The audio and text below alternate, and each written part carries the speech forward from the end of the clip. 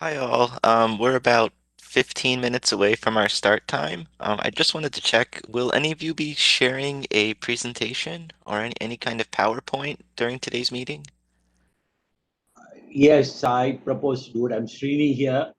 Hi, good morning. Hi, good morning. Hmm. Can we test that out, please? Okay, let me share it. Okay, great.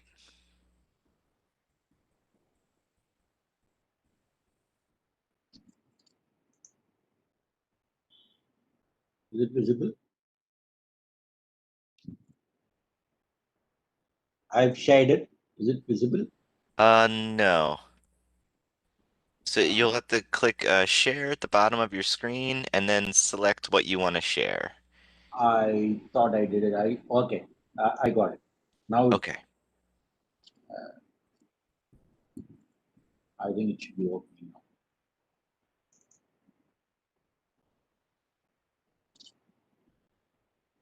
Is it on? Yes, I can see it now, but it's very small. Is there any way you can make it full? Ah, there we go. And then if you start the presentation. Yeah, I've started the presentation. I think this should be good, right? Okay, so now I'm actually seeing the presenter view. So I see all of your notes on the side and everything else. Okay, okay. So in the top left, it says display settings. I'll go there and I'll. And This, if you're using two screens, you can swap presenter view and slideshow. Or uh, if you only have one screen, do the duplicate. I'm doing the duplicate. Okay. Now it's fine, right? Yes, looks great. I can see your presentation full screen. Okay, great. Okay. Now I should get out of it. Uh, I should share it, stop sharing. Yes, sir. Okay, great. And is that the only presentation today? Is anyone else presenting?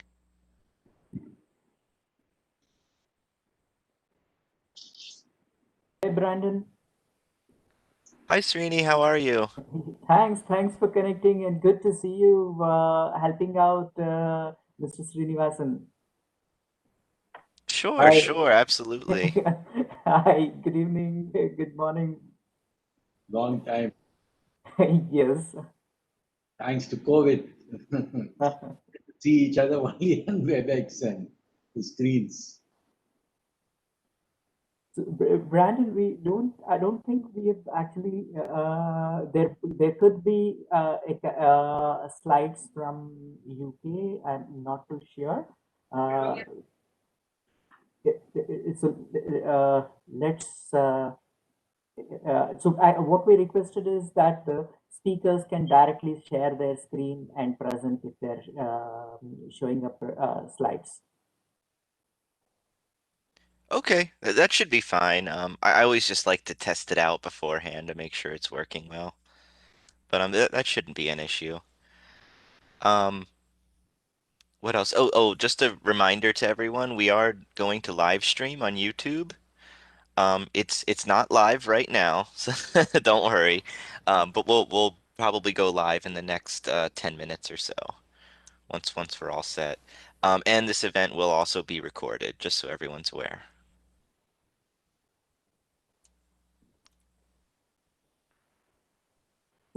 So this is your new office in Delhi. I think you're mute. No, Yes, now you're unmute. Yes. I've, uh, this is my new office in Delhi, yes. Wonderful.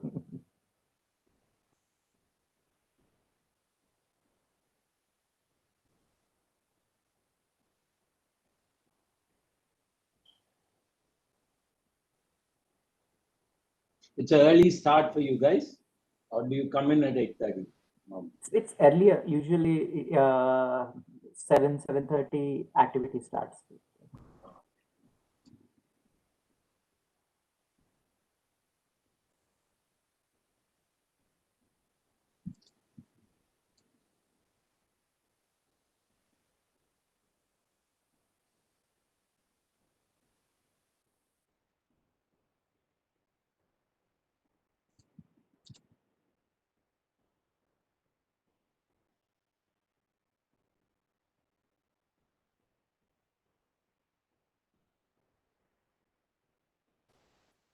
Brandon, would you be checking out the YouTube live stream comments, if any, there? I was actually just going to help with the meeting setup today. I have to Okay. disconnect once we get started for another meeting. Okay, okay. Um, is anyone on your team able to monitor the YouTube chat? We should be doing someone from our side, but I think actually from IT, who else is joining other than you? So, Emabet is connected as our host today. Okay. So will Abebet be able to help out as a backup? We'll also be keeping a tab. Sure, Emabet will be connected for the entire meeting, so she'll Okay. she'll host until the end. Okay. Okay. But as far as moderating the YouTube chat, it's usually best if someone on your team does it because you're more familiar with the topics and can actually filter out the good questions from the bad questions. Okay. Okay, do you have the link for the YouTube? Did you need that?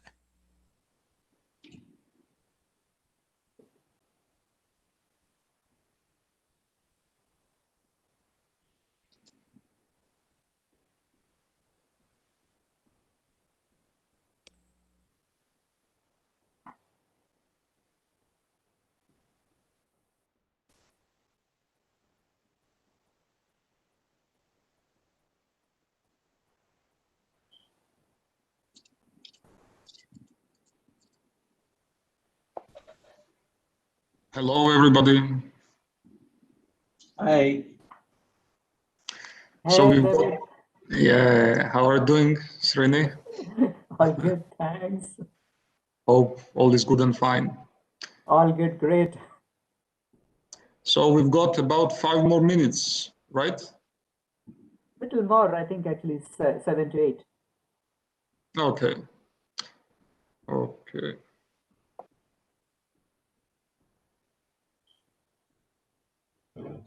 Hi, David. Good morning, good afternoon, everybody. Hello, Hi. Dmitry. Rini. Morning, Dimitri. I think we've been liking to us. Rajat. Hey, Dimitri, how are you? I'm fine, thank Hi, you. Rajat. Hey, Srini. Hi everyone, this is Bonnie joining from Myanmar. Hi. Bonnie. My internet connection here is really bad, so I wasn't able to connect through the audio and video on WebEx, so I'm using my phone. But I just want to warn you in advance. Thanks, Thanks. Bonnie. It's the newer internet regulations are little better now, or still the same? In Myanmar, it's Yeah. yeah, it's quite bad here.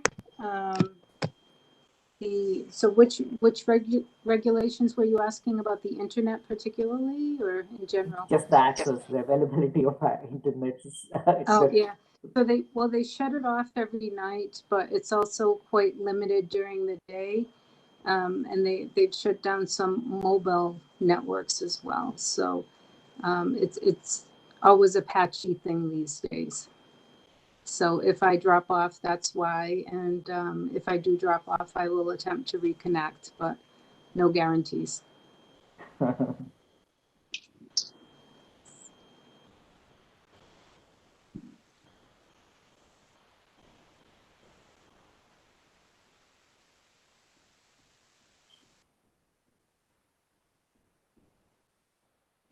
I just checked on the YouTube. I think Brandon, we are streaming right now, isn't it? So it's I saw it coming up on the YouTube. We have it connected right now, but the YouTube is not live yet.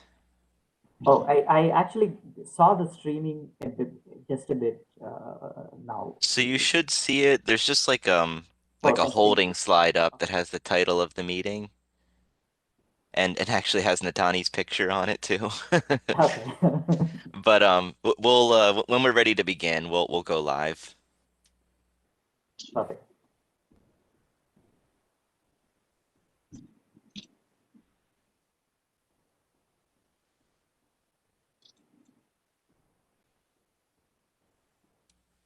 Srini, did you see I send you Jan's presentation in Okay, case we have to share the screen?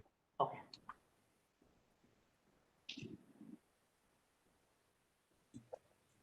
Hi, everyone. I, Heard you mention a Actually, presentation there, Dimitri. I mean, I don't need to use all the slides, but I just thought it might be helpful to use some of the slides, and I'll just pick and choose from that if that's okay. No, that is great. Thank you, Jan. thanks, Okay. Ian. Good to see everyone. Hi, Good morning, Philip. colleagues. Good morning, Jan and everyone. Good to see you guys again. Really. Yeah. Actually, Hello, Srini. I believe Nike is also connected. Morning, Srini, everyone. Juan yeah, Carlos Srini, here, can you connected. hear me, Nike? Philly, yes, I can hear you loud and Yeah, clear. Good morning. yeah, good morning. Good to see you. Same here. Good morning, everyone. I'm glad to see that you're connecting from MC, the MC office, Yes, right? I'm the only one working in the office now. Yes, you're the only one. That's fantastic. Hi, Ian. You know, as you saw my email, right? I have, a commitment at 9 a.m. that, Yes, I haven't been able to reschedule. So I want to be able to stay until the end. I also said I'll send my account number to you, my account details to you, since I'll be helping you at the end. Okay. You and I, we have an open account for these transactions, right? I know. If we check the balance, you probably owe me more. Yeah, I'll debit the account. Okay, hopefully there are no economists connected to this call now, because otherwise they will be horrified by these accounting talks. Okay. I'm sure, Philly, there would be circulated widely to EFI, across EFI. Good. So let me mute and wait for us to start in 2 minutes. Right? the very few meetings I go in India where I don't find another Srini there. I thought, well, back will be different. I get to see one more Srini.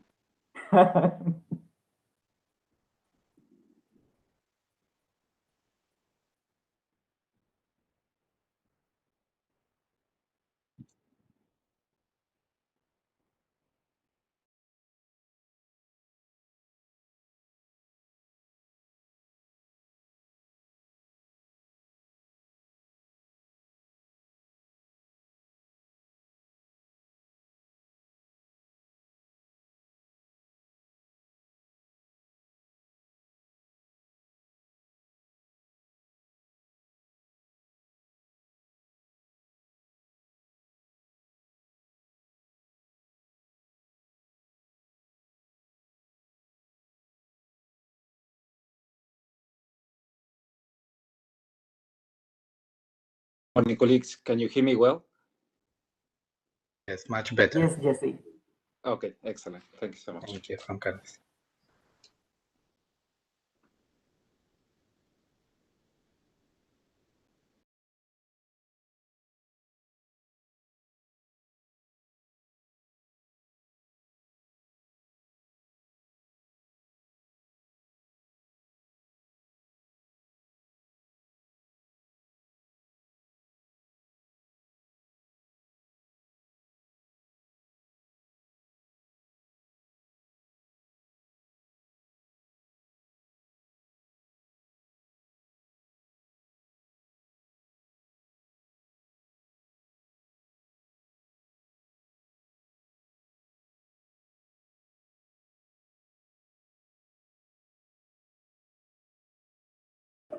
Srini, should we start? What do you suggest? Do you do the introduction or we start straight with the opening remarks? So you can start. Okay, great. Good morning from DC, afternoon and evening to everyone from wherever you're joining. It's good to see so many colleagues joining this webinar. I'm truly delighted to deliver the opening remarks of this webinar. Let me just start off by reiterating a statement that I'm sure you've heard over and over. This is a once-in-a-lifetime economic, social, and health crisis that has had unprecedented impact on public finances. To respond to this crisis, governments around the world have rolled out extensive fiscal packages to support businesses and households.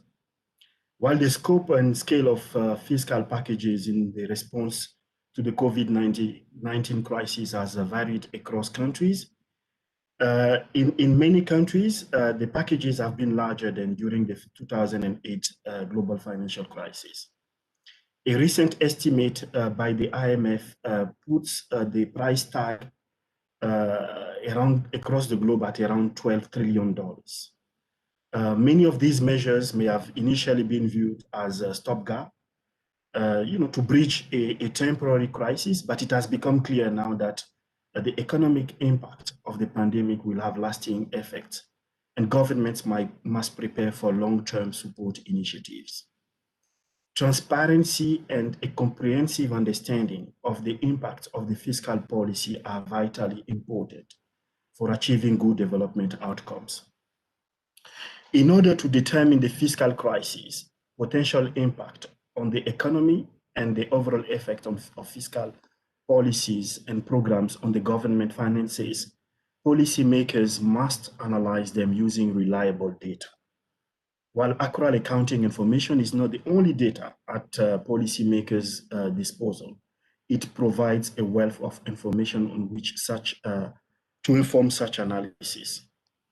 Let me also add that a recent study of OECD countries found that beside traditional spending and tax-based support, government emergency fiscal packages often strongly relied on balance sheet policy instruments such as loans, guarantees, and equity. So the survey further revealed a trend toward implementing balance sheet-based policies to help strengthen fiscal frameworks and the resilience of public finances going forward. Yet, one of the findings of our recent studies is that balance sheet, which has been long used to inform management decisions in the private sector, is not widely used in the public sector, where the analysis has been more partial, tending to focus on financial assets and liabilities. The IPSAS-based accrual accounting framework can provide a strong foundation for underpinning this analysis. Within the government global practice of the World Bank, we produced a series of COVID-19 response papers, just-in-time knowledge products on several themes.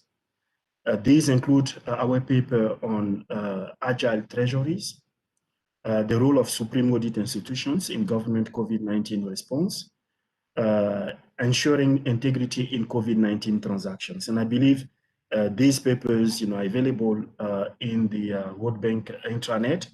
And if possible, Srini, maybe we can share the link in the chat box section of this webinar. The one such paper, which will be the object of this webinar, is on the role of government financial reporting, in times of the COVID-19 pandemic. The paper was prepared by the PFM and Public Investment Management Global Solution Group in coordination with our community of practice in charge of public expenditure and financial management. So what's the objective of the paper? What the paper does is that it provides guidance on assessing the impact of the pandemic on government financial performance, position, and cash flow, highlighting the possible impact of fiscal measures taken as a result of COVID-19. This paper also provides valuable data for assessing the impact of the pandemic on key fiscal indicators. It is a guide to accountants and auditors on how government can use existing systems to identify opportunities to improve future reporting in light of the policy actions implementing during the pandemic and beyond. So the event today will include a presentation by the core team that worked on the paper and will be followed by a panel discussion with eminent experts, moderated by Mrs. Adenike Oyeyola. I hope I'm getting it right, Nick A, who is the Global Practice Manager in charge of PFM and financial management. I look forward to the discussions today to explore government financial reporting in the post-COVID-19 world. What I think would be particularly interesting would be to hear how COVID-19 impacted government financial positions in India, Georgia, and the UK, as well as, and it's great to see Ian, the chair of the IPSAS board, connected, as well as the IPSAS B recommendations in terms of improving financial reporting during and post COVID-19. Let me stop there and now invite the team to present the World Bank paper, after which Nike will moderate the session, and I have to apologize in advance. I won't be able to stay until the end of this webinar, having a commitment at 9 a.m. that I haven't been able to reschedule. But I look forward to hearing the first half an hour of the discussion. Over and back to you, I believe now, Nike or Srini. Thank you, Feli. I think I'll start on behalf of the team. So thank you so much for your opening remarks.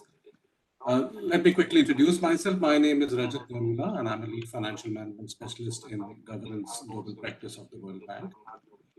I just wanted to start with a bit of a context about the paper.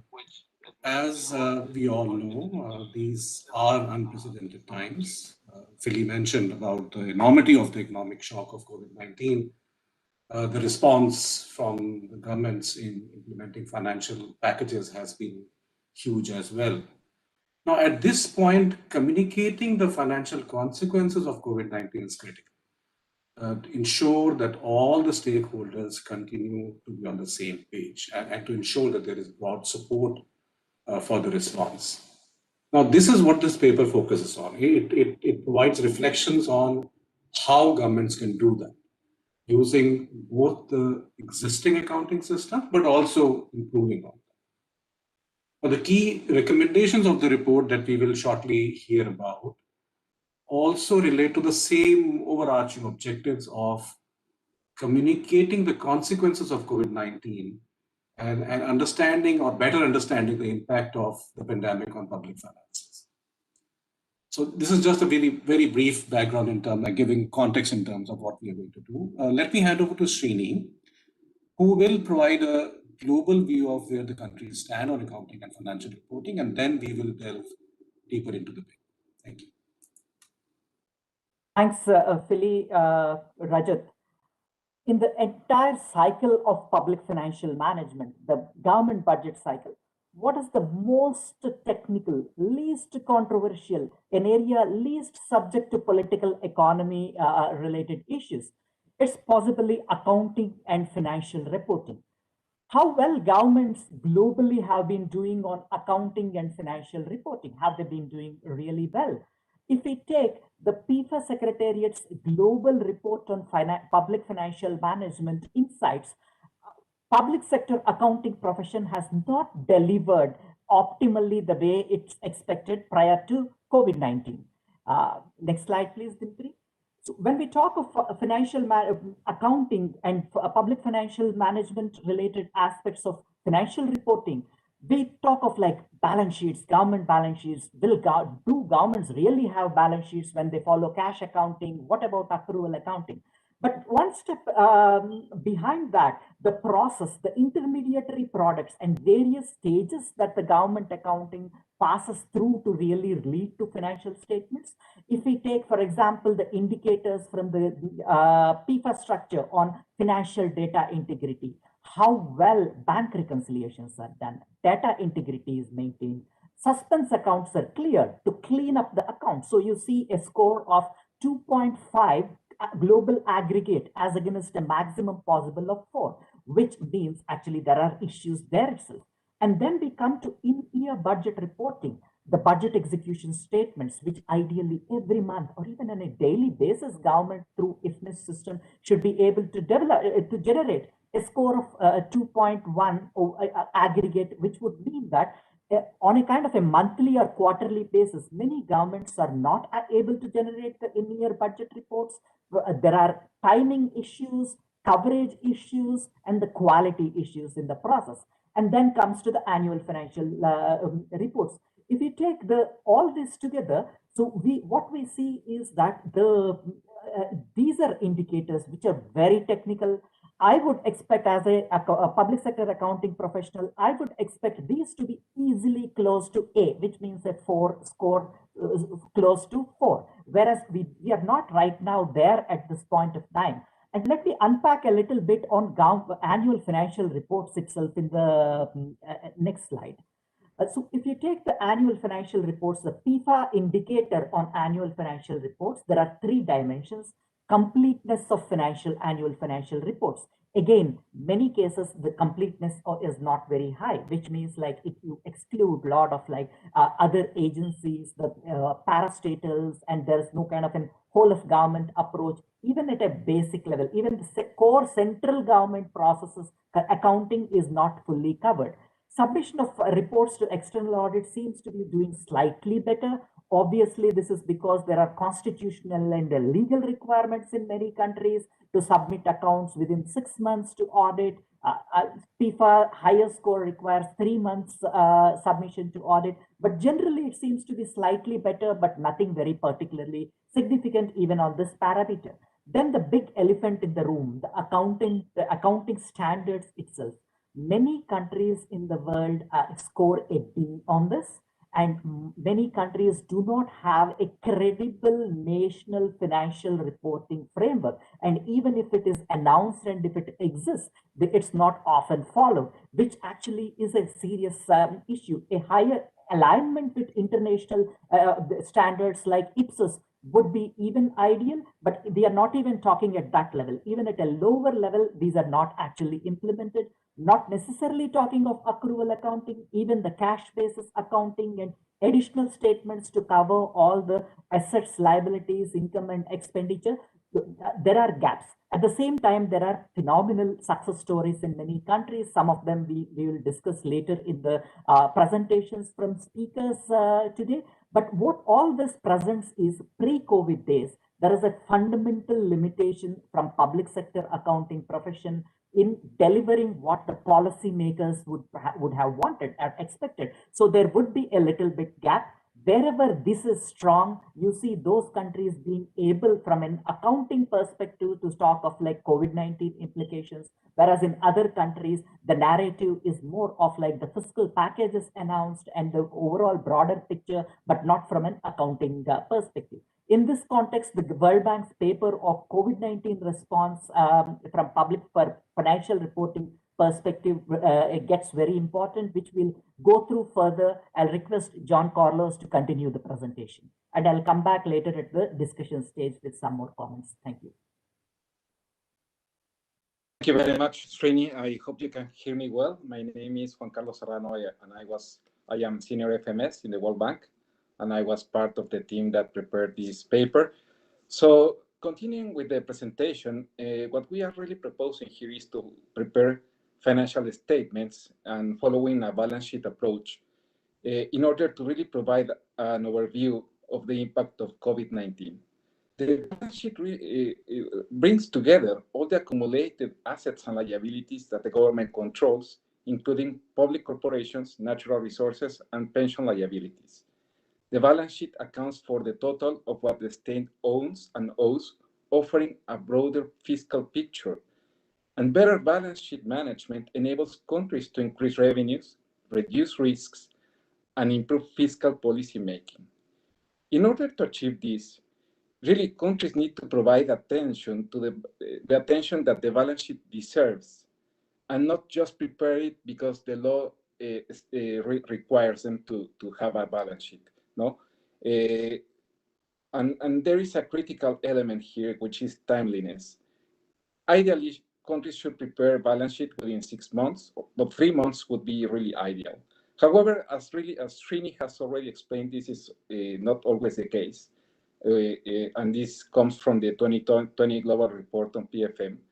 And as Srini mentioned, there are some good practices in governments, But I also think that private sector could really, and particularly listed companies, could provide clues as to what is the importance of having the information ready for decision making, no? Which is the objective of this is to really have enable decision, effective decision by policymakers.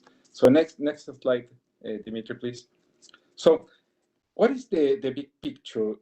We are now 1 year into the COVID-19 pandemic, and in many countries, public finances are still facing severe challenges, and the service to citizens are being disrupted. The contraction in output and the subsequent fall in revenues has boosted government deficits and debt levels.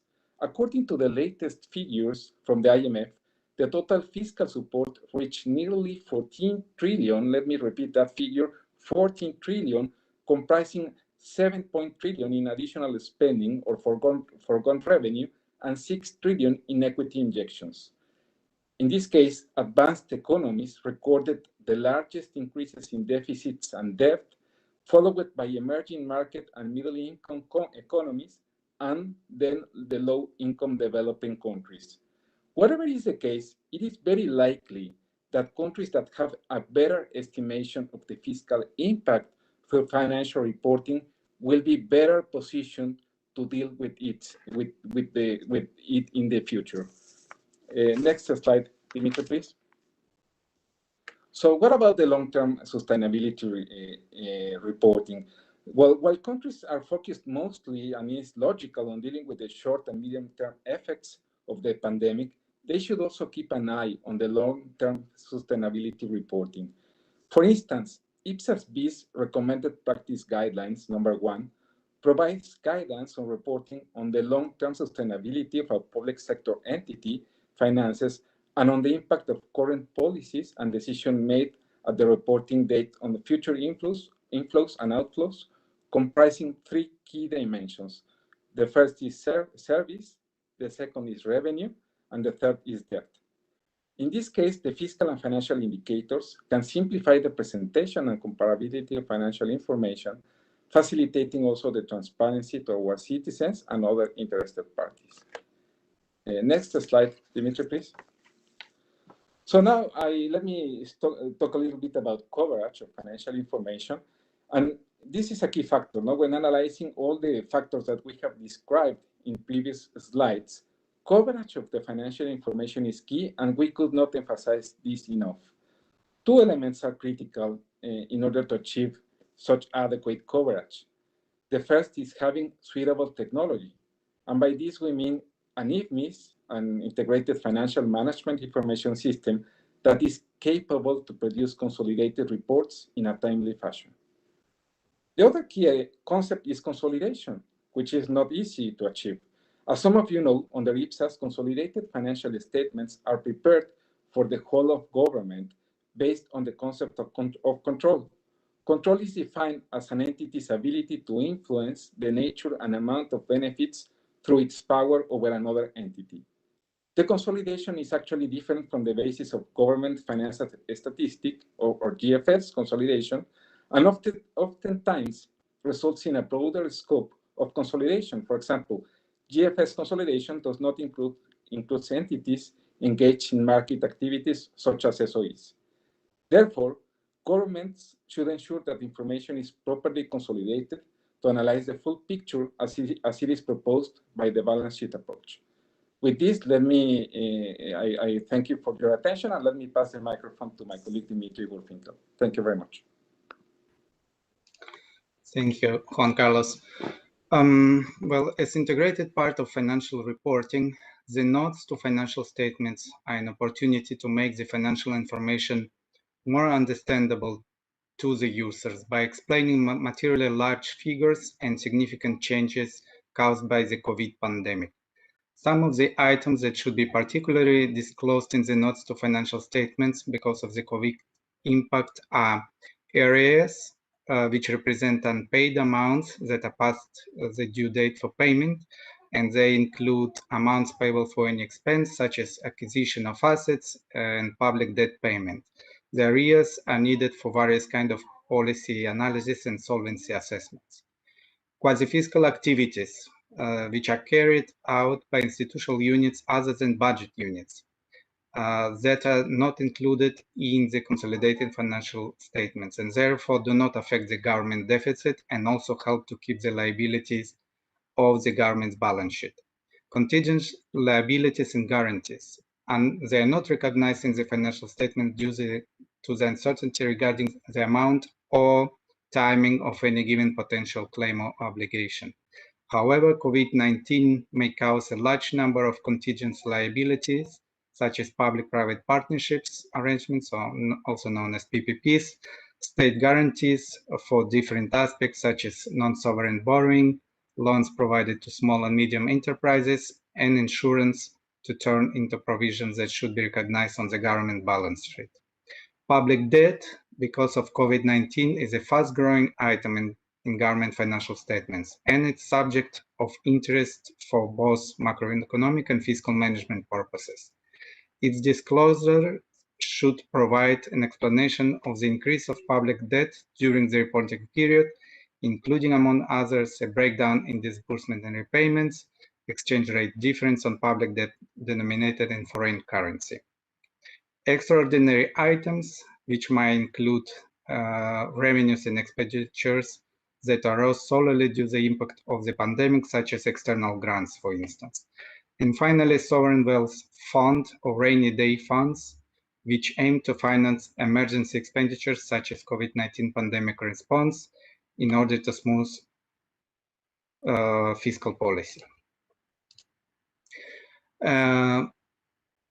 Some of the major impacts of COVID-19 in terms of the different financial statements are summarized on this slide. For instance, in terms of the statement of financial performance, there will be more likely overall decrease in main types of tax revenues, including value-added tax, profit tax, wage taxes, and fuel duties.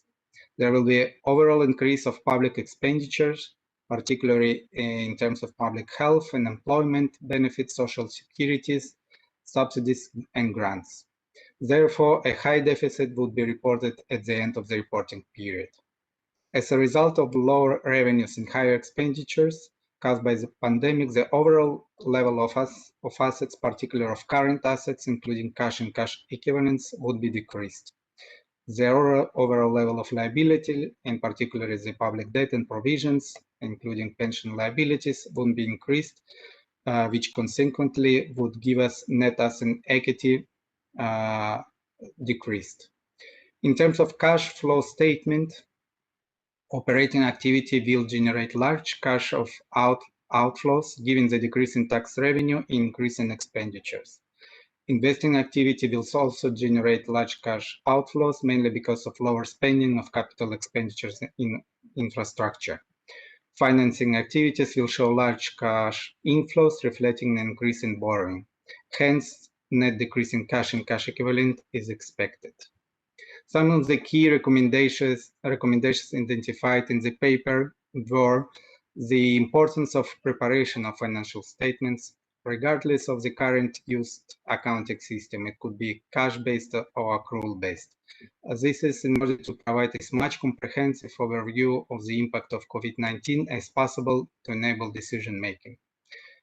Similarly, it's important to produce annual and interim financial reporting in a timely manner to be useful for policymakers in deciding about the response to the pandemic.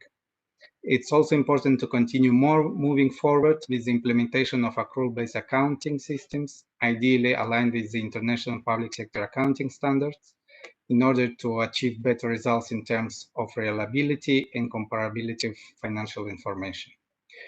Promote discussion and analysis of financial reporting to better understand the impact of the pandemic on public finance is another critical recommendation.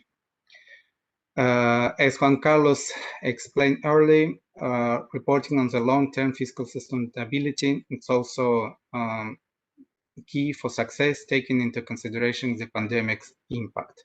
Ensure that necessary system and procedures are in place, including integrated financial management information system implementation to consolidate financial reporting and different levels of aggregation. Conduct business continuity assessment to ensure that the government is ready to face potential new emergency situation in the future without affecting its service capability, while allowing essential and non-essential staff to work remotely, like it's happening in the World Bank, for instance. Promote coordination with supreme audit institution. This is in order to facilitate the implementation of the best international practice in terms of the public sector accounting systems and ensure the proper and timely accountability mechanisms in place. I will ask Tim to jump in and give us a few words on the ongoing work in the World Bank on this topic. Thank you very much, Dimitri, and everyone who has worked on this this important piece of work. I'm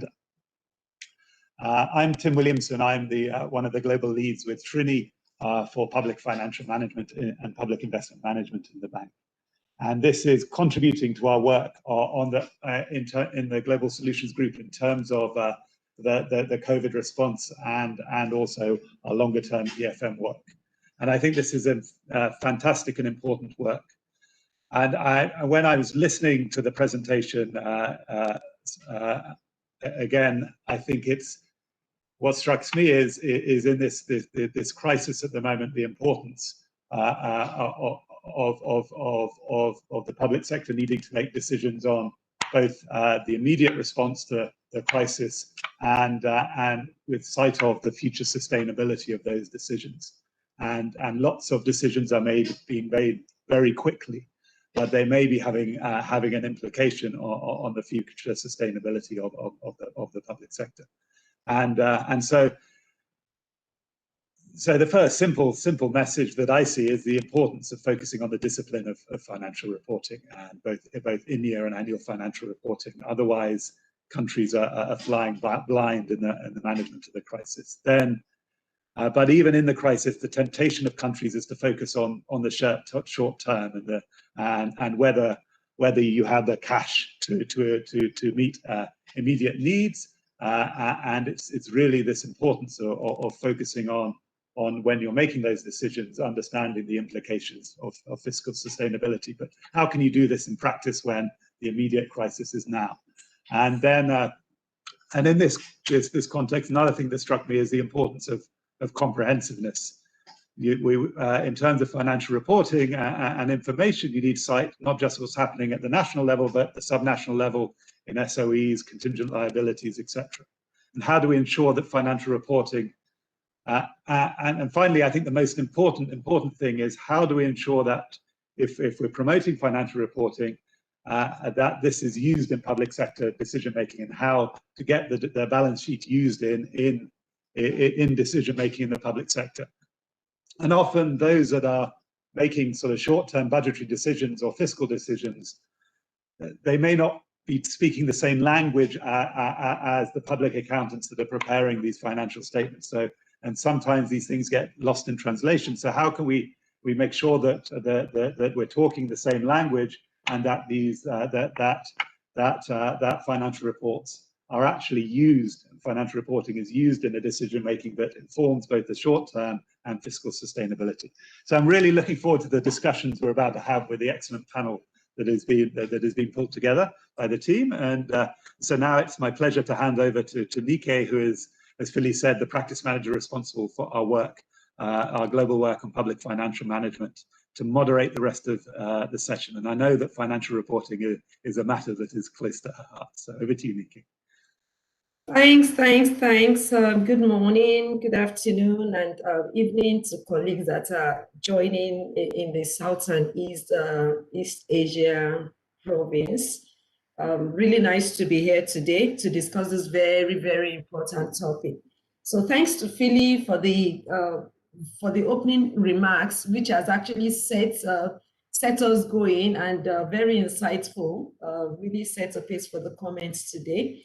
And of course, thanks to Rajat, Srini, Joan, Dimitri, and Tim for the presentation on the role of government financial reporting in times of the COVID-19 pandemic. So I'd like to welcome everybody again, our panelists, our participants, and I see it's growing both on the WebEx and on the YouTube. So the presented paper, as you've all heard, was prepared as part of the various analytical work that was done by the Governance Global Practice under the COVID-19 Rapid Improvised Solutions Program. And we had quite a number of papers in different aspects of governance. And as you can see from the presentation, the paper is a useful tool for informing consolidated balance sheet management. And it provides reflections on how governments can make use of the existing systems of financial reporting during this pandemic. Like Phyllis said, this is unprecedented, and we just need to do some change management, if I can say, to make sure things work very well. And again, as it's also highlighted, it's an opportunity for improved financial reporting system for the post-crisis environment. So the paper has highlighted the impact of the pandemic on government financial performance, on government financial position, and on cash flows. From my own perspective, I think it is pertinent that with or without the pandemic and the related shock, governments need to monitor and manage their balance sheets. This is very, very pertinent. Unfortunately, this is a risk that too many poor countries there's a risk that so many poor countries will emerge from these ongoing crises with a considerable amount of debt burden that could lead to difficulty in recovery. So how do we ensure long-term and sustainable economic recoveries? So many ways, but I'll highlight two, which would actually help our discussion today. One, I believe, is reliable financial data and accountability, which will be critical to managing these efforts. And the World Bank is really committed to working with governments and partners to achieve this outcome. The second is engagement in ensuring improvement in quality and transparency of financial data. And very importantly, supporting the adoption of IPSAS, the International Public Sector Accounting Standards, and promoting tools for applying consolidated balance sheet management. And again, the bank is working very strongly on this. So don't let me take the show for the day, because we have very distinguished experts in this area who are here today to assist us in discussing this. And I have 6 experts, I'm sure we all have one thing or the other in these aspects. But for today, we have 6 experts in this field who will assist in this discussion. So first, I have Kesavan Srinivasan, who is the head of Government Accounting Standards Advisory Board in India. Well, I also have Michael Sunderland, Deputy Director of the Government Financial Reporting in Her Majesty's Treasury in the UK. Similarly, I have Costanza Tomaselli, Senior Economist, also with Her Majesty's Treasury in the United Kingdom. We have David Gamkrelidze. Permit me if I don't call your name very well. David is the head of Cash Forecasting and Management Department in the Ministry of Finance of Georgia. And of course, we have Ian Carruthers, the chair of the International Public Sector Accounting Standards Board. But last and definitely not the least, we have our own Bonnie Suarez. Bonnie is Senior Financial Management Specialist in the East Asia and the Pacific, and currently based in Myanmar. So I'll ask each speaker to limit their intervention and responses to the questions to 3 to 4 minutes each, so that we can have a very robust discussion. And then after that, we'll have question and answers. But just before I go into the questions for our participants, thanks for joining today. Please start posting your comments, your questions in the chat box. Also to let you know that we are streaming live on YouTube. So colleagues who are joining on YouTube, please put your comments on the YouTube, and we'll be monitoring it and will respond to as many as we can in the course of the discussion. So Kesavan, I'd like to start with you this morning. So from the World Bank's perspective, the COVID-19 pandemic has impacted every aspect of the global economy. So how has the pandemic impacted government financial reporting in India? And specifically, I would like to know I mean, I know that the governments of India and the states have been working on migration to accrual-basis accounting for several years. So how do you see the progress and what are the plans going forward?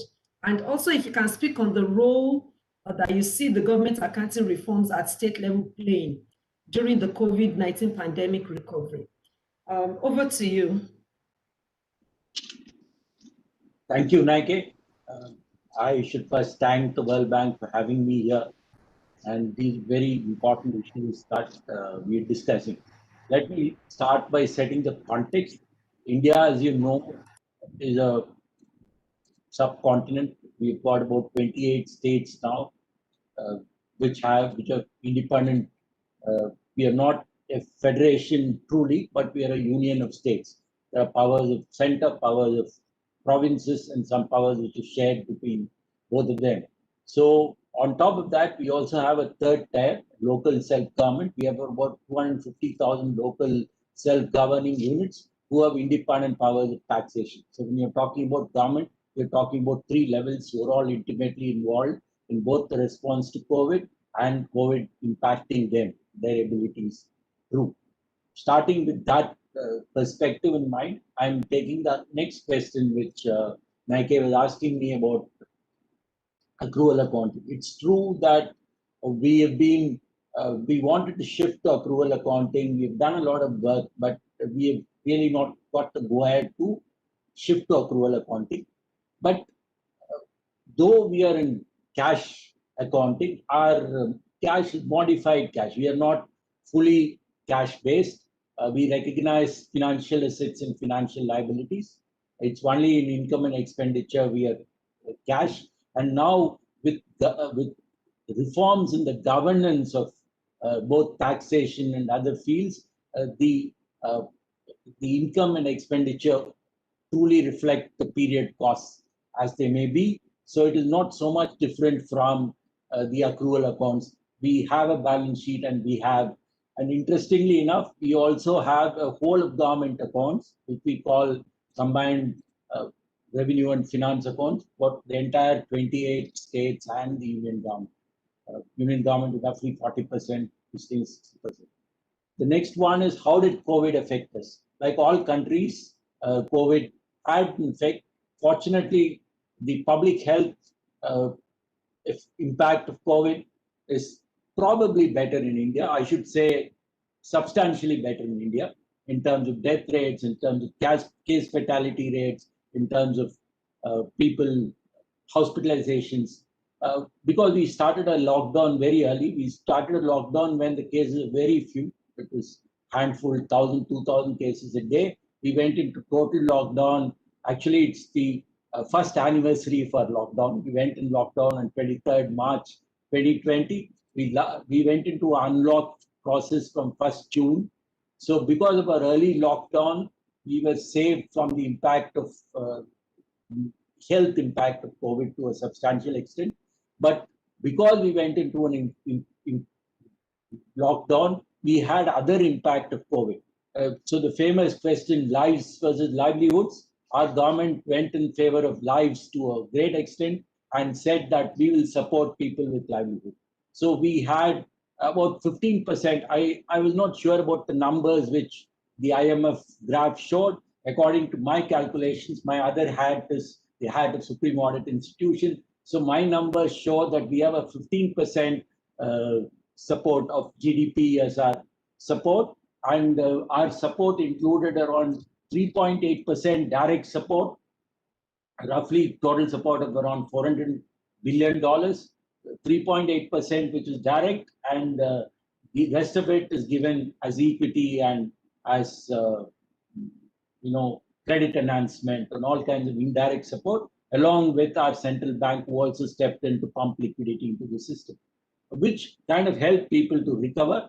Now, how was it accounted? What happened to them? In that context, I just want to quickly share a couple of slides, pictures I thought will give a better this thing than my talking. Okay. First thing, the good news first. statistics, and this is the number statistics. We have about 12 million cases, but only 160,000 deaths. And the impact, if you see, the major impact is a fiscal deficit went to 9.5, but we think we'll bounce back next year with 6.8. And our, like people are talking about, our general government debt to GDP ratios went up. It's 90%, but it's still better because we have a comfortable debt servicing ratio, and our external debt is only 30%, only 1/3 of that. And most of it, interestingly, went to increase capex. There's a saying by the famous Indian economist who won the Nobel. He said that everybody loves a good drought. India loves a good crisis, so we can clean up to a substantial extent when we have a crisis. So we did that. So we are anticipating a V-shaped recovery, and all of us, all pointers in FY22, we follow April, March year, we should be doing about 12% GDP growth rate, bouncing back from a contraction this year. What happened? Why did we? What is the financial accounting impact? Though we don't have accrual accounting, we have done an interesting thing. We have kind of built in. We have gone up from a bottoms-up approach. We built very robust transaction processing systems, computerized transaction processing systems, which are built on a trinity. The power of three. All of us know the power of three. Indian mythology also talks about three: the destroyer, the creator, and the preserver. So we built it on a power of three. We call it the JAM Trinity. J stands for a no-frills bank account, a Jan Dhan bank account.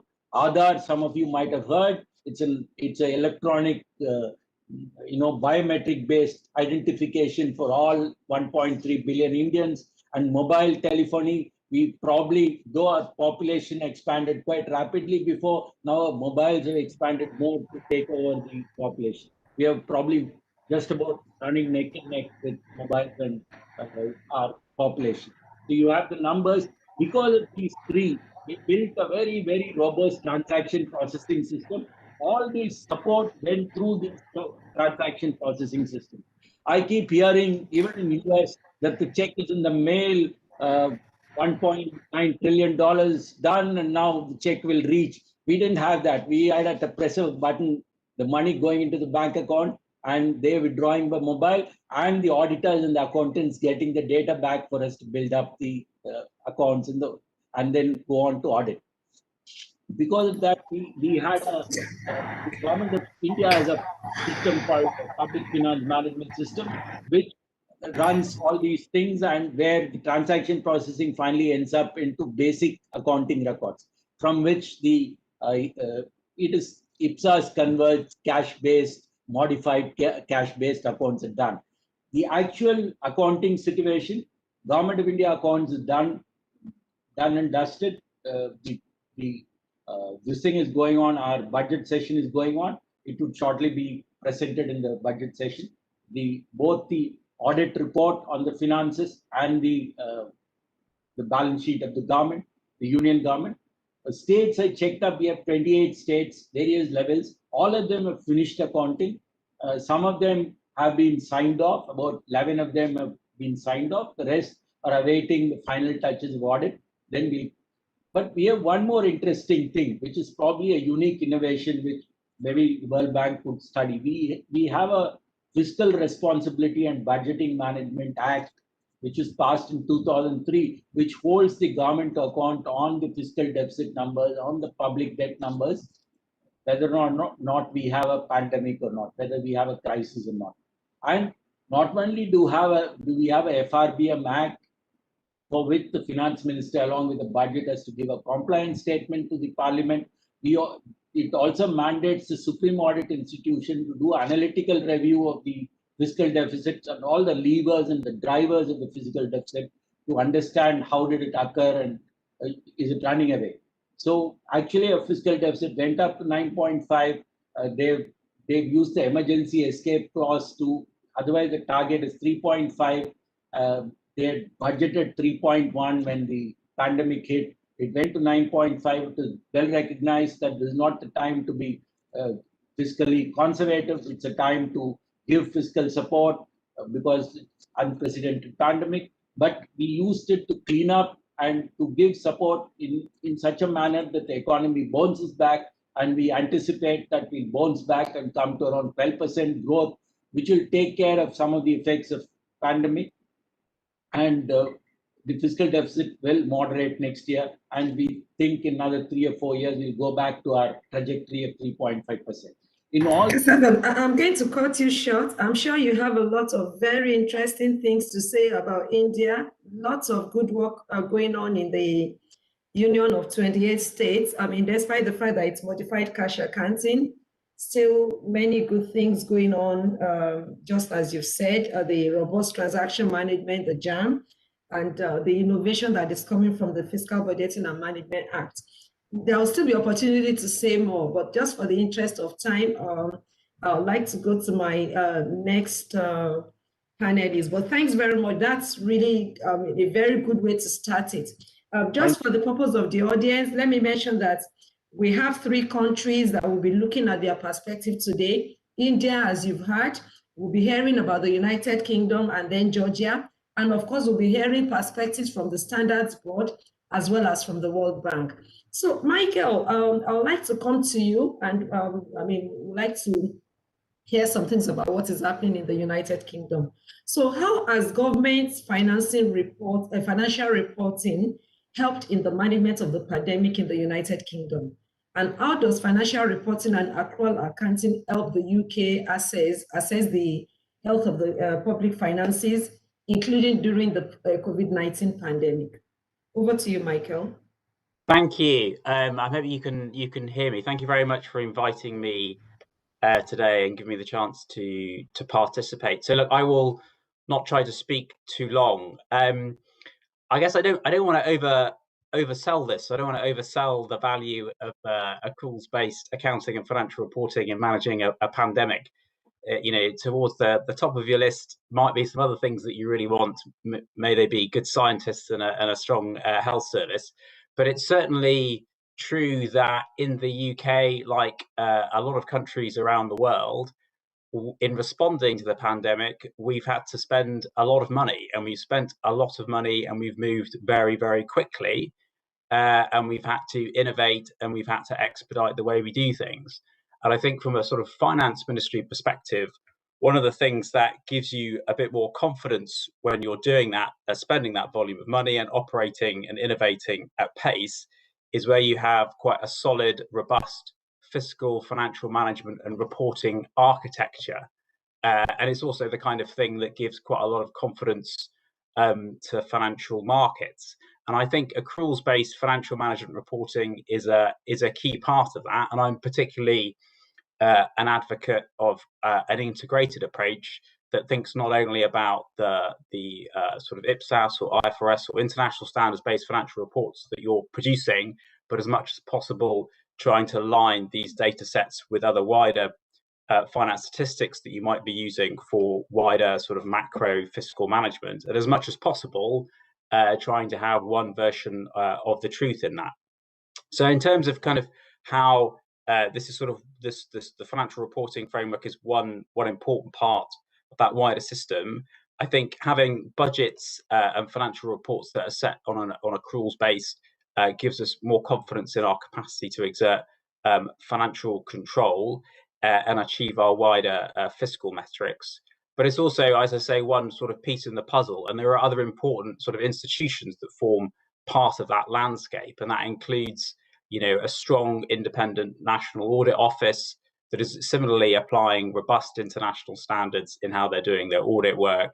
It's having an independent fiscal forecaster in the form of the Office of Budget Responsibility, because not only your historic performance or your balance sheet position is important, but what you also really want to know is what does the future hold, and what is the forecast saying in terms of the feedback loop between the economy and the fiscal position. And then similarly, accounting information is hugely important, but also so a wider economic statistics, and having an independent Office of National Statistics is also crucially important. But I would say one of the things that financial reporting in isolation does that is important is in this sort of extreme times where we're spending an awful lot of money we're doing novel things, we're doing quickly. There is an important sort of public, taxpayer, parliamentary confidence piece that comes from the accountability that you get from robust sets of financial statements, that people will know how the money has been spent, that it will be as much as possible a good comprehensive position of how individual line ministries have used the resources, this exceptional amounts of resources that have been given to them. And we have quite a strong tradition in the UK of sort of ex post, after the event scrutiny, and that's underpinned by our National Audit Office, but also similarly a strong parliamentary committee in the form of the Public Accounts Committee, who takes a great interest in our whole of government accounts, but also encourages other parts of Parliament to scrutinise the individual accounts of line ministries. So I would also say that this is not definitely been some challenges. I mean, I think from our point of view, the COVID pandemic has had an impact on the timeliness of our financial statements, and that's for a multitude of different reasons, including redeployment of individual resources and the challenges of doing audit and things like that remotely in the way that so many of us have been working during the various lockdowns.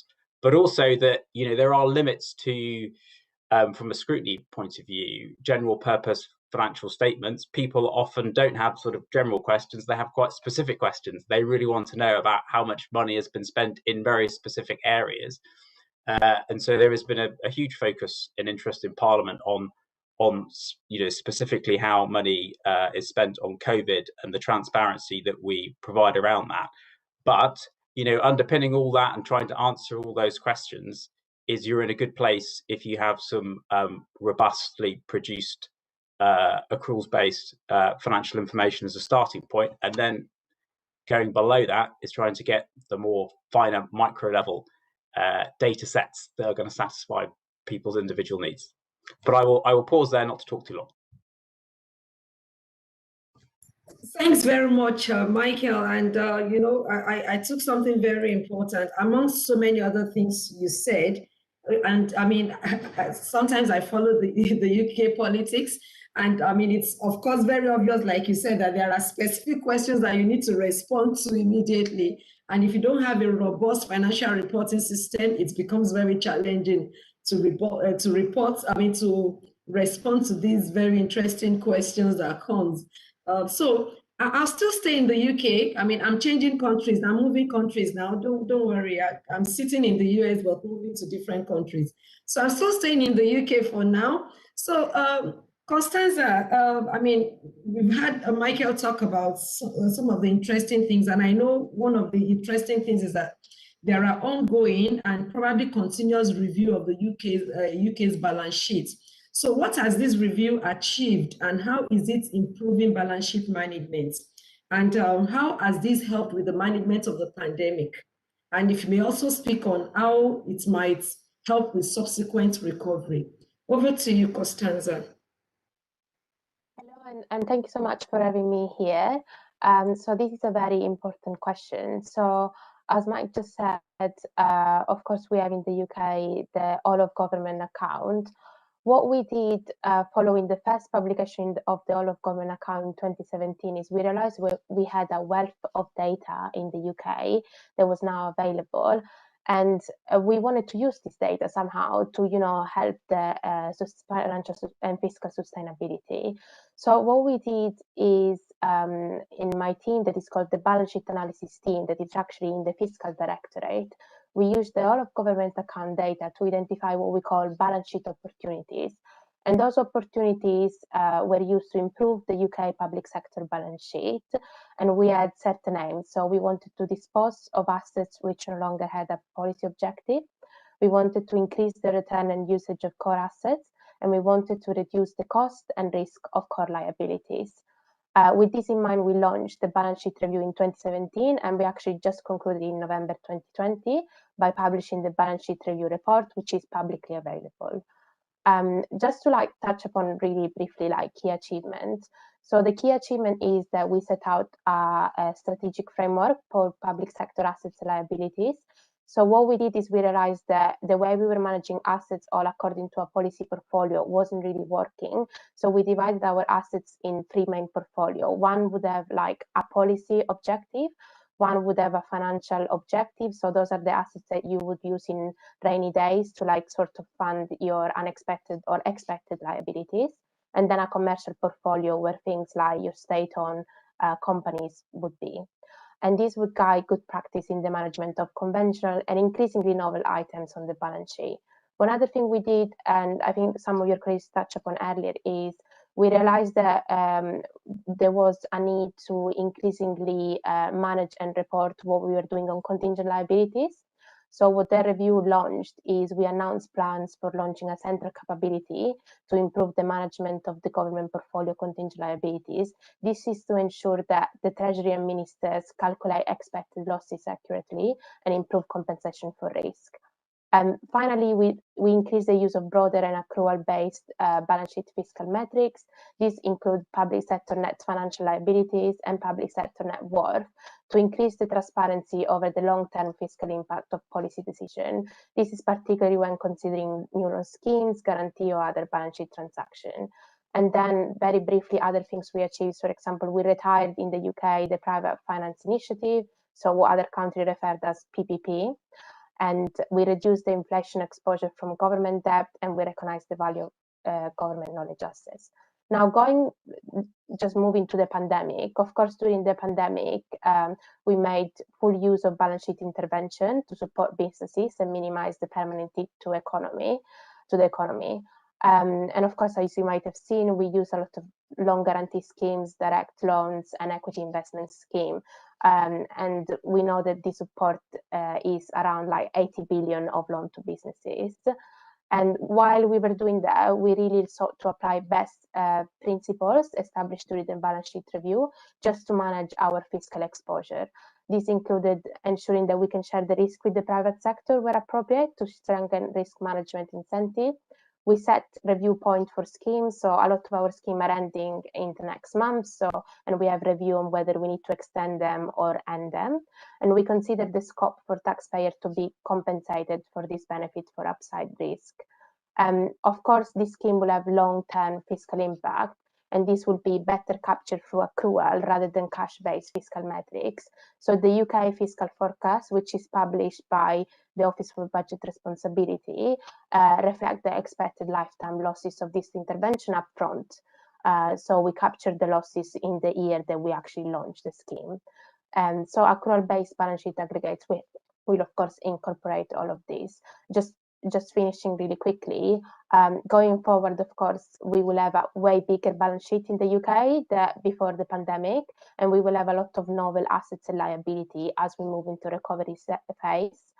But of course, by setting out the balance sheet review and the balance sheet framework, we will have the sort of toolkit to be able to guide our decision to ensure fiscal sustainability. Thanks very much, Constanza. I think it's so nice to hear about not only the way you have to divide the team to focus on policy objective, financial objective, commercial portfolio, but also the continuous review of the balance sheet and also the long-term projection, long-term impact that, you projected and you're working on. This is really good. Before I travel to Georgia, let me remind our colleagues, the participants, that you can drop your questions, your comments in the chat, both on the WebEx and on the YouTube stream. We'll try and answer as many as we can. I'm not seeing any chat yet, but please keep it coming. So let's go to Georgia now, and David is going to help us with this. So David, I assume the Georgian Ministry of Finance might have faced some challenges in financial reporting, particularly during the first months of the pandemic. So could you share the challenge with us and how they were addressed? And very importantly, how your current financial report in Georgia has been used in managing the pandemic. So over to you, David. Thank you, Adanike. Sure. So my greetings to everybody. It's my pleasure to see you. Thanks for having me in this fascinating session. Actually, I have a short presentation, so I will share the slides if I may, and I'll try to fit it in 5 minutes maximum. Yeah, it's over here. I guess you see it. Yeah, well, actually the pandemic affected not only the financial reporting, but also the treasury activities and the public financial management in general. Because, you know, we consider PFM as a chain of rules, systems and processes, so where the strength of the chain is limited to the strength of its weakest link. This is why we always strive to strengthen PFM simultaneously in many different interrelated areas altogether, like such as accounting and reporting, efficient resource management, electronic systems of treasury, and so on. So the main ingredient of this process are exactly to ensure comprehensive, effective, and transparent public financial management, and to kind of ensure efficient and safe investment of public funds. So in other words, we need to provide appropriate systems to the budget users to perform their operations, to ensure transparent and reliable accounting data, and also to develop appropriate mechanisms for public cash management. So all of those 3 areas which I just mentioned represent key considerations in Georgian public financial management and key areas that have been subject to COVID impact. So some more specifics about COVID implication, like cash management, and of course I will focus on the accounting and reporting topic. But let me start with the cash management, because, you know, while strong cash flow enables corporations to be more flexible in their business decision making, no less intense and important it is to manage liquidity in the government sector as well, because effective and efficient cash management is essential ingredient for sound PFM. Because again, it enables the government to fund its expenditure in a timely and proper manner. And the fact is that in order to manage cash resources and all other assets and liabilities, you are supposed to have full span of information, full scale of information. Actually, this COVID-19 has been a classic so-called black swan event, which lead us to very painful reality, like economic slowdown, like closed businesses, decreased tax revenues, restricted access to financial markets, and so on. So in the beginning months of the crisis, it's been like uncharted territories, as the depths of which had not been explored before. And we encountered quite dramatic cash needs during this outbreak. And key considerations for us as government cash managers was ensuring cash preservation and cash generation. Going forward, pandemic also affected us in terms of accounting and reporting topic. Because, you know, particular topics of concern relate to the difficulties of appraisal. I mean, the assessment of changes in the value of assets and liabilities, perhaps the extent of those changes, and thus the extent of provisions, contingent liabilities and contingent assets to be recorded. Possibility of some write-offs of certain liabilities, which will affect the level of contingent assets and liabilities again. So application of IPSAS 19 become more challenging. Another concern may theoretically include the assessment of the entity's ability to continue as a going concern within the existing conditions and within the existing budget. Actually, let me make it wider. Yeah, besides that, having properly qualified human resources is always a challenging part when it comes to large-scale public sector reform. And in a pandemic, when you become limited in your use of available human resources, this kind of creates even more problems. So inventarization process becomes more complicated, especially when it comes to regions of the country. And it is important because, you know, reliability of financial statements largely depend on well conducted inventarization. So the pandemic poses a problem in terms of providing quality training, and that should enable public sector accountants to prepare for accounting reform, which we are in which we are very active stage at the moment. So because of virus, we have been and are still facing significant challenges at the moment. So some of the actions, actually, those actions to address those challenges included, but are not limited to, evaluating the impact of the emergency situation, kind of developing scenarios, reprioritizing and adjusting cash spending plans, coordinate internally, externally, examining the opportunity of international cooperation with bilateral organizations, and so on. So again, having access to accrual data has made it easier for us to understand the picture, full scale of the current situation, and which in turn helped us to prioritize certain things over others. So as it is the famous quote, "What doesn't kill you makes you stronger." At least one takeaway, what the current crisis has actualized for us is the need for proper mechanisms for complete accounting and reporting. And while being in the midst of crisis, just to wrap up, hopefully countries now better acknowledge the necessity of strengthening public financial management and having sound public sector accounting as one of the primary ingredients of the successful PFM reform agenda. Thank you. Thanks very much, David. That's very informative, and I know very well you're in the process of, migrating to accrual. I'm sure the process is well advanced as it is right now. So, Jan, you've had from 3 different countries. You've had accruals, UK, you've had Georgia migrating to accrual, you've had India using modified cash accounting basis, but still having some innovative things that they are doing. So as you can see, the global trends, migration to accrual IFSAs seems to be the likely dominant theme in post-COVID-19 pandemic world. So what are the key IFSAs recommendations in terms of improving financial reporting during the pandemic? And why have they been made, and what value will they add to the IFSAS framework implementation? So Jan, over to you. Okay, so thank you, Nick. It's good to see you. I'm just going to share my screen now, hopefully. Can you see that? Not yet. You can't. It's up at the moment. If not, I will do without. So you can't see that? No, we can't. Maybe you should just.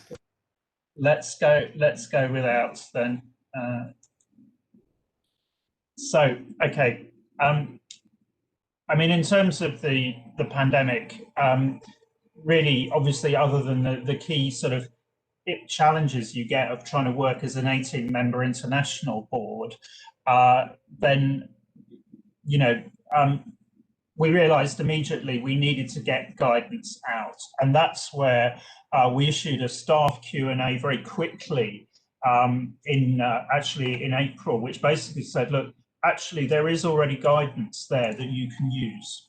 So that's available on the website. And what it did was to cover really all the sort of areas that people have talked about. So it's not just the cash expenditure, but it's also you know, whether that's to individuals or businesses, but also looking at the use of the balance sheet in terms of supporting businesses in terms of either direct loans, guaranteed loans, those sorts of things. Also the interventions just to make the financial systems work. And when you look at that staff Q&A, you'll see effectively there are already standards in place that address those. This is a huge and unprecedented event, clearly, but actually the literature largely covers that. So that staff Q&A is available still from the IPSASB website.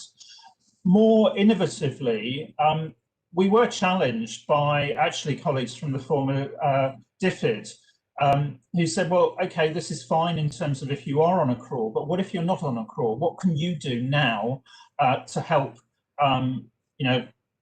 now? And that's where something that we call the COVID intervention assessment tool was born. And it's a collaboration between the International Federation of Accountants, Andreas Bergman at the Zurich University of Applied Science School of Management and Law, and IPSASB.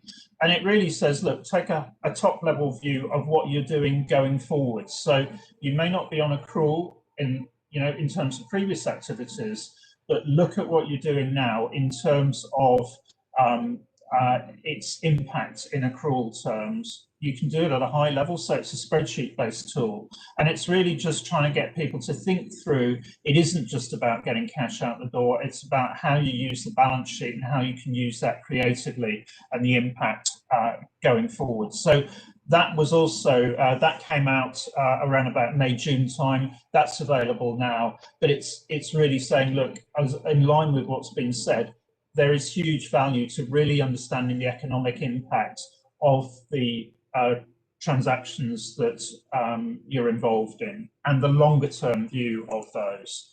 On an amazingly timely basis, we actually published a set of 3 exposure drafts on the 21st of February. And actually what those covered were the entire gamut of revenue, but also what we call transfer expenditure, and that's what governments have been doing all over the place at the moment, which is actually paying money out. And the real question being, is that just money that's gone out the door now, or actually is there some more complicated transaction in terms of incentivizing performance going forwards? And so that was timely. We've had a lot of feedback on that. We actually lengthened the comment period to reflect the challenges that people were facing around the world. And we had over 200 responses across those 3 exposure drafts, which shows how important those are. I can see Srini's leafing through my slides, so you can see what you would have seen. I think the key thing is that that covers everything on the revenue side and huge swathes of expenditure. That's really the area that we're focusing on to really add value and make sure people are clear about how all that ties together back to what's the true economic substance of what governments have actually been doing. Yeah, just to let you know, the slides are showing now. Just to let you know. So we're back in sync. Srini, the next slide has got quite a lot of build up on it, so just keep clicking on that. So this is just how these 3 standards fit together, and it's basically not just about accounting for tax, but it's also these what we called revenue from transfers. So where you receive money from other levels of government, is there some sort of performance requirements attached to that? And then if you look on the other side, the transfer expenses, have you giving that money actually incentivize the person that you're giving it to actually perform in a certain way? And that's what this covers. There are various degrees of that. So if you move on, Srini, to the next slide, this is actually then really something that Juan Carlos picked up earlier on. How does all this fit into the longer term picture? And that's where recommended practice guideline 1 comes into play, and it's built on this model. So if you look on the left-hand side, those are past cash flows. That's essentially what comes into your balance sheet. The left-hand side is really your national accounts balance sheet. If you look on the right-hand side, you've got those light blue boxes, which are the additional accrual information that you get in a whole of government accounts balance sheet. What you don't get, though, is if you click again, Srini, there are other boxes, which is basically future expenditure, and that may be on schools and so on. It may be capital expenditure. It's also about the future income coming in, the expected resources to be realised in the future. That's the model that underpins recommended practice guideline 1. It also is what underpins the projections that the Office of Budget Responsibility puts together in the UK, and that's where you know, it's great to hear colleagues from the UK talking about how whole of government accounts is being used in practice, because basically this is what I did for 8 years, leading the implementation, telling people the information would be useful for fiscal management. It is now being used for fiscal management. When you do those longer term projections based off the whole of government accounts balance sheet, that's what the OBR does. Trini, if you move on to the next slide, you get that kind of projection out of it if you project forward 50 years. And really the idea there is that the government needs to look at what it can do now to influence those projections going forwards.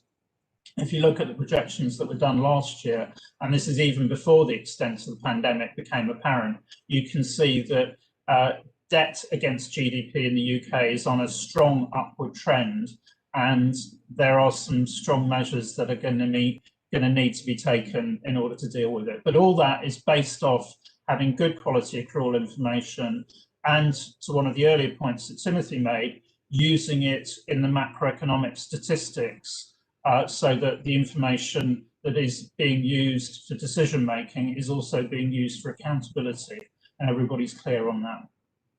So finish at that point, and Srini, thank you very much for your assistance, and you can stop sharing now. Thanks very much, Ian. That's really helpful. And so we can see this issue of financial reporting from the standards point of view. So I'd like to get the World Bank perspective now. I mean, we started with the World Bank perspective, discussions on the reports that we prepared, or the paper that we prepared in the bank to support colleagues in government. So I'm going to call on my colleague, friend, sister, Bonnie. So Bonnie, from the World Bank operational perspectives and from your own personal perspective, I know you've done quite a lot of work on these subjects. So with your work on the government financial reporting and implementation of IFSAs in bank projects, can you share your experience working with countries to strengthen and adapt financial reporting during the pandemic? And what are the lessons that can be drawn from this? Bonnie, I'm going to restrict you to 3 to 4 minutes so that we can take some questions that are coming in. Bonnie, over to you. Thank you, Nikki. My response is 3.5 minutes. So, financial reporting systems have been put under a lot of pressure by the pandemic.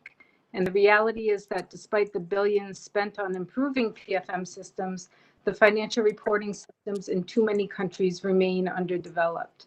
In my experience, there are 2 core challenges to achieving effective financial reporting, and these relate to the issues of technical capacity and sovereignty.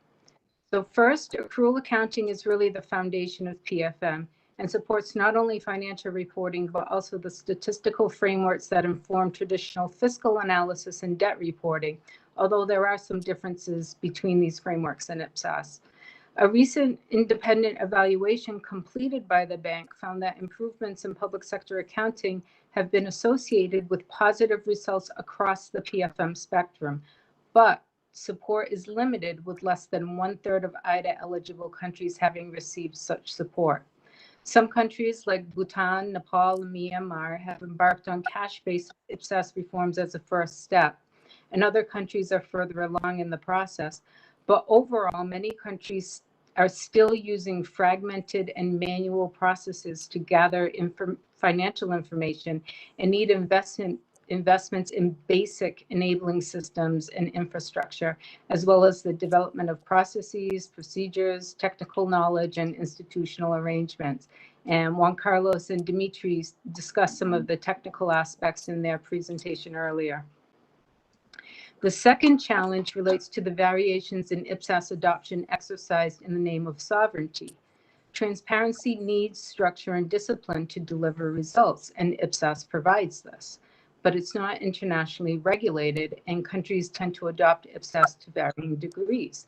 So the end result is a noted lack of comparability among issuers of financial statements, and even asymmetry in reporting transactions between debtors and creditors in some instances. These deviations are not usually apparent to the reader of the financial statements and would only be understood through a much deeper analysis. And this creates something of an information gap. So in order to strengthen overall financial reporting in view of these challenges, two key lessons can be drawn. First, greater focus should be placed on accrual accounting reforms within broader PFM reform programs. Due to its fundamental nature in supporting all aspects of PFM, accrual accounting should be included as a basic element of every PFM reform program. As we've heard today, even in advanced systems, improvements and adaptations are needed to adjust to evolving needs and circumstances, and reliable data is critical to respond to these needs.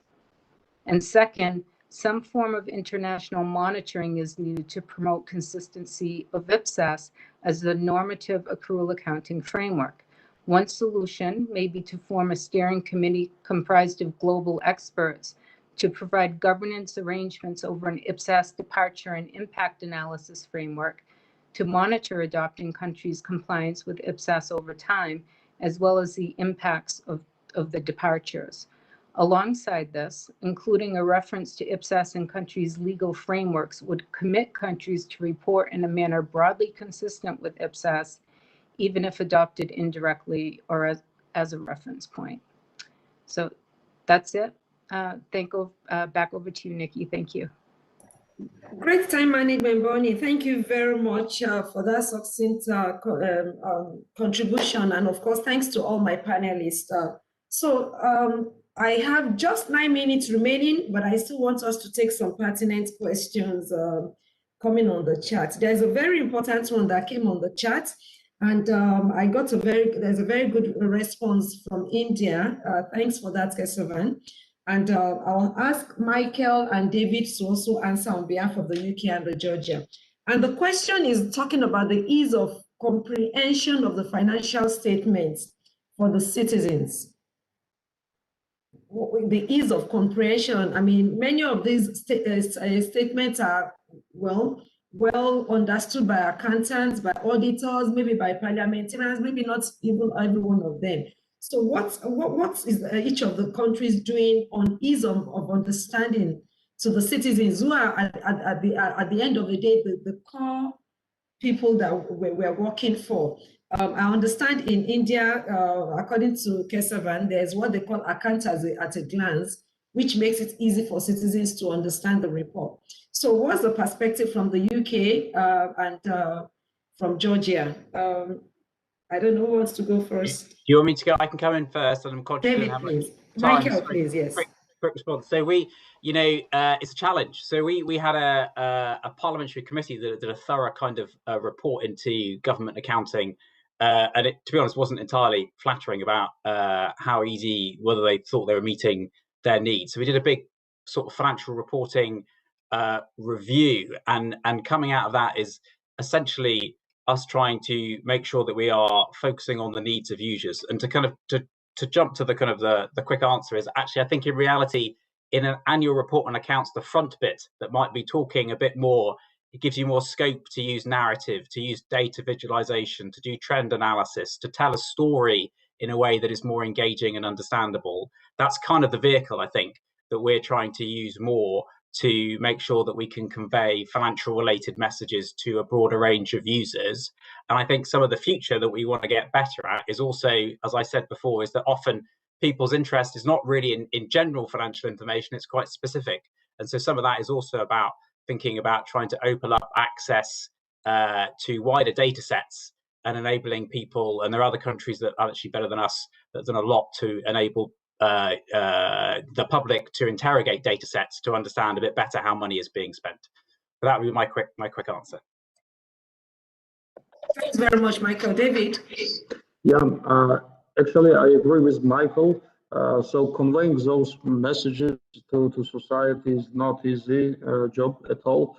And even more, it's not even without society. So it's difficult to explain other stakeholders of the government as well to justify those costs and resources and investment of the energy and time into, for example, moving to accrual accounting reform. So all the resources and efforts taken for successful PSA reform. So first thing you need to make sure is to attain political will. I think this is another challenge in this process. And once you have this political will, then it comes to other necessities like for example, international relationships with bilateral donors, with international financial institutions, in order to make them to step in, to kind of take some actions and help to elaborate those strategies of successful PSA reform. Again, some of the drivers, some of the tools in order to explain is exactly to show the pros of the reform, so to actually explain both sides, the pros and cons, and to focus on the advantages of this reform, both in terms of transparent fiscal reporting, in terms of efficient and effective cash management, in terms of maybe transparency and accountability, increase of those transparency and accountability things. This is something in which efficient and if effectively collected and used, these are the areas where the accounting information can contribute a lot. So this needs to be tailored, strategy needs to be tailored correctly to address specific promising areas. Because any reform comes with its own cost, but if the strategy is tailored correctly, then I think the endurance and the resources invested in the reforming process might result in a monumental undertaking. Thanks very much, David. That's very, very helpful. So, Ian, I'm going to ask for some final thoughts from you, and maybe I can just frame a question to get your final thoughts. I know you have some exposure draft out right now, but given all the lessons we're learning from the pandemic, is there any plan by the IFSAS board to do is this going to impact the IFSAS framework in any way? Are there likely changes? Or, are we okay as it is? I know you have a very robust website. So just final thoughts, 1 minute. So we're about to go out for a consultation on future plans midway through this year. Certainly in terms of completeness of balance sheets, actually, we've just added a project which will shine a light on those employee pension plan liabilities which sit below the water in many governments, so that they're aware of those. And I think we're really keen to hear from people on the practical challenges they're facing. We don't want to take the decisions for people. We want to hear what they're going to say and what will help them, and really in the light of a very strong upward trend in terms of accrual adoption going forward. So I think it's really making sure that what we're doing is actually useful in practice and is then used. And I think some of what Bonnie said is very powerful in that, also building the bridges with the statistical frameworks. And there's a big review of that starting, which we're planning to play in with, so we can remove some of those unnecessary differences. So, those are the sorts of things we've got on, but we will be listening to what people say, and we'll be running regional roundtables, and I hope to be working with colleagues from the World Bank and the regional organisations on those second half of this year. Virtual probably, but we still want to hear from people. Thanks. Yeah.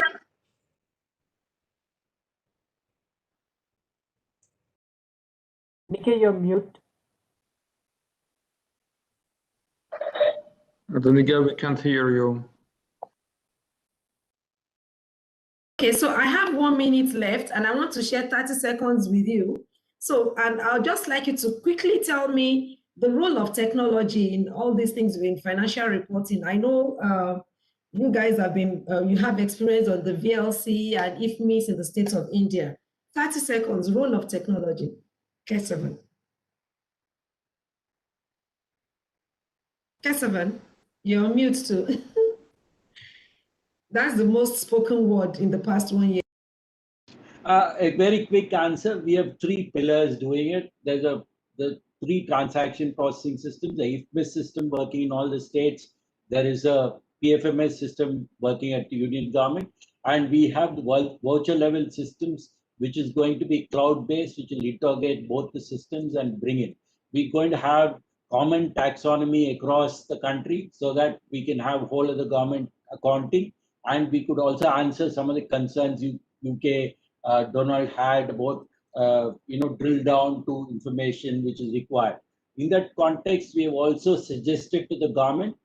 We also have data.gov.in, like US has data.gov. We wanted to make the Data Act, Digital Access and Transparency Act, which will enable all the accounts at transaction level to be published on the web in machine readable form, capable of being analyzed. That's a way to go in future. That's what we are planning. Thanks, and you did it in 30 seconds. Great, thank you so much. So, colleagues, I mean, you'll agree with me that this is a it's a live topic, and we can actually spend more time continuing this discussion. But guess what? It's 10 a.m. I mean, it's 10 a.m. on my side, and it's over. I wish we can continue. It's really very pertinent that we study this, but just 3 core takeaways, and so many things have been said, and I'm not trying to summarize at all. Just 3 core takeaways. Philly left a closing word, which I would like to give to everyone of us, and he said, don't allow the crisis to go to waste. Use it as an opportunity to accelerate accrual accounting reforms, and I agree with him totally. So please, let's take the best opportunity of this. Also, very importantly, as Ian said, the International Public Sector Accounting Standards has a very robust website, and including questions and answers, like he said. Please, let's make the best use of these so that it can really help us in the work we're doing. And lastly, let me emphasize, and Bonnie said this during our statement, that on the side of the bank, we have what we call the umbrella trust funds, and the governance global practice is leading 3 of these umbrella trust funds, one in public procurement, but 2 of it in core aspects that I work on. One is on financial management, and as part of that, we have one whole module on financial reporting, which supports the topic that we are discussing today. So we really hope we'll be able to do quite a lot in this regard in the coming years. So with this, I would really like to thank everybody today, the presenters, Rajat, Srini, Joanne, Dimitri, and team, and of course our distinguished panel, Kesavan, Michael, David, Ian, Bonnie, Costanza. I mean, this has been a very interesting discussion for me today. And of course to the participants, thanks so much. Oh, did I remember to call Srini? Srini, thanks so much. And thanks to all the participants today. And of course to the people who are supporting us in the background, who make the events possible today. Sincere thanks to you all. Do have a blessed day, and I hope we'll have an opportunity to have further discussion on these very soon. So thanks so much, and all the best. Thank you. Goodbye. Take care. Goodbye. Bye-bye. Thank you. Thank you. Bye-bye. Prochain panel,